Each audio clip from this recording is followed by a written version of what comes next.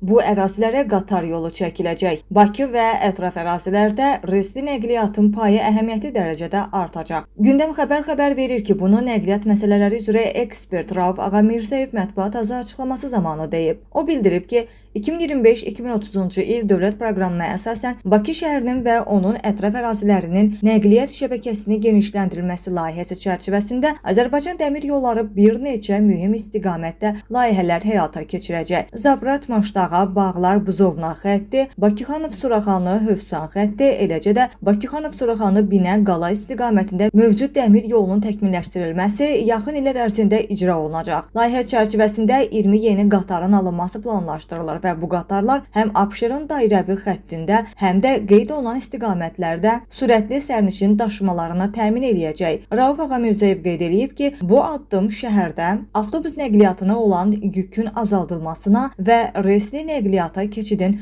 sürətlənməsinə zəmin yaradacaq.